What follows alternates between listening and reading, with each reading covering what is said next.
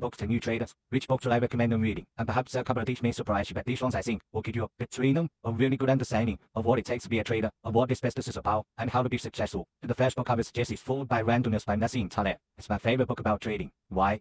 Because it basically says that there is a lot of randomness surrounding trading, and we had to understand that to be a trader. There's a lot of people that put their success down to great decisions, and in fact sometimes it's just randomness that can affect that. It's a very good book to understand probabilities as well, and how to understand how to make trading decisions. But all in all, I personally think it's my favorite book about trade industry. That could be either a book, either this book which is a biography of Jesse Livermore, or Reminiscences of a Stock Operator. Now, I'll have to say it's great. I do not think that he was the world's greatest trader. Had many flaws, and that's why I recommend this book, because this is a guy who at times became one of the big traders in the US, and then at times lost everything. And I want you as you read this book to learn his mistakes, and the mistakes that he kept making, and why he kept blowing up. Because if you can learn about those and overcome them, the rule number one in this game is to stay in the business, and that's what he failed to do. He was so focused on making big money that at times he blew up, and he had a very sad ending. So look at this book in terms of learning how to overcome the mistakes that he kept making. Third book I recommend is one of my favorite authors, Matthew Syed. This book's called Bounce. So you could say I've got lots of notes in it. Bounce is really about how to become successful, and what it really suggests is a framework of small gains. He looks at some very famous sports stars, Formula 1 racing teams and companies, and what he shows is that there's no sudden big change that makes them successful. Success is built on lots of small changes, small things, and small improvements. That's very much how I think about trading as well. We're constantly looking to make small adjustments,